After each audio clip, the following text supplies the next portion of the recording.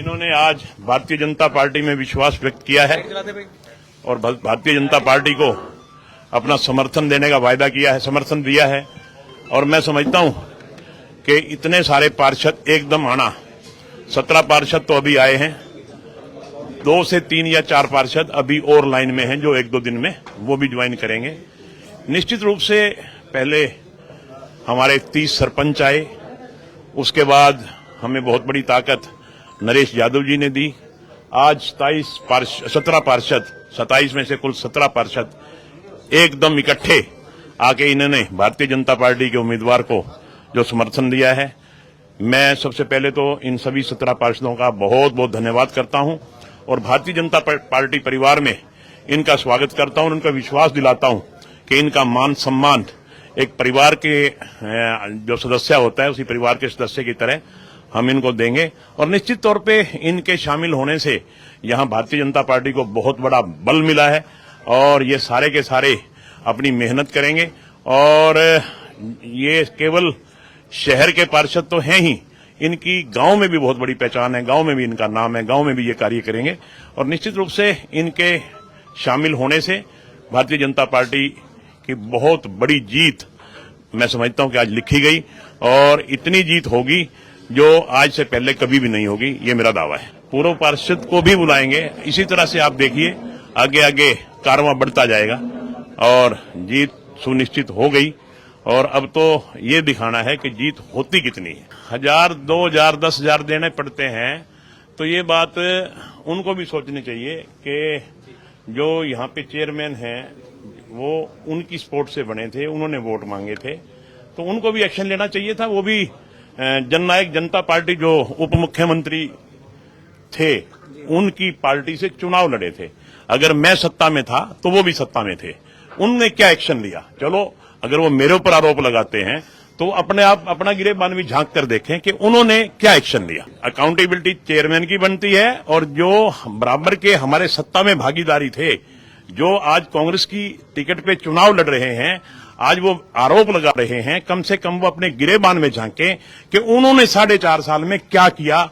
नगर परिषद में उनका चेयरमैन था, आज वो अनर्गल आरोप लगा करके जनता को गुमराह करने का प्रयास कर रहे हैं। निश्चित रूप से उन्हें अपने आप अंदर झांक करके देखना चाहिए कि आपकी 4.5 साल की सक्रियता कहां गई थी। आपने 4.5 साल तक क्या एक्शन लिया? आप तो डिप्टी चीफ मिनिस्टर बैठा था, वो डिप्टी चीफ मिनिस्टर जिसने हर बात में हमारी डेवलपमेंट के कामों में हमारे रोड़ा अटकाया है। हम जिला बनाना चाहते थे, उन्होंने ये कहा कि जिला के प्रस्ताव ही हमारे पास नहीं आया। और 4 महीने बाद जब माननीय मुख्यमंत्री जी आए, उन्होंने ये कहा बाकायदा स्टेज पे कि विधायक ने मुझे कई बार कह लिया और मैं आज अनाउंस करके जा रहा हूं कि जब भी कोई नया जिला बनेगा तो हांसी सबसे पहले होगा।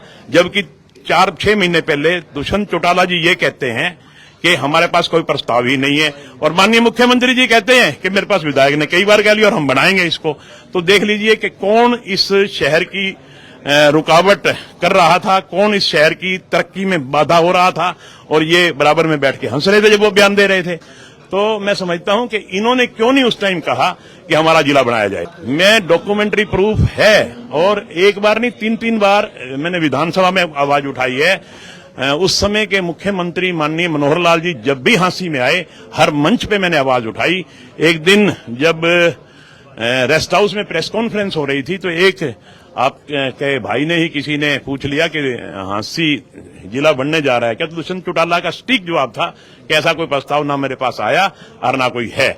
और ये जो आज कांग्रेस की टिकट पे चुनाव लड़ रहे थे, इन्होंने जेजेपी की टिकट पे चुनाव लड़ा था, ये एक शब्द भी नहीं बोले कि क्यों नहीं प्रस्ताव है जी, प्रस्ताव तो हमने ऑलरेडी दे रखा है। जबकि उसी दिन के 3 महीने बाद माननीय मुख्यमंत्री जी आए केसी फार्म पे, हजारों आदमी की तादाद में मैंने खूब जोर शोर से आवाज उठाई तो उन्होंने कहा कि मैंने पहले भी भ्याना साहब को कह रखा है कि जब भी कोई जिला बनेगा, और आज भी मैं यही अनाउंस कर रहा हूं कि जब भी कोई जिला बनेगा नया तो हांसी सबसे पहले बनेगा।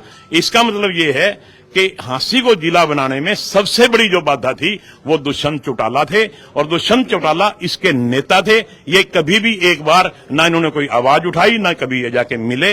इस बात का प्रत्यक्ष प्रमाण है आपके सामने। वो नरेश यादव जी बड़ी अच्छी तरह से बता सकते हैं कि कितनी मलाई खाई है, कहां कहां उन्होंने ट्रांसफर करवाई है।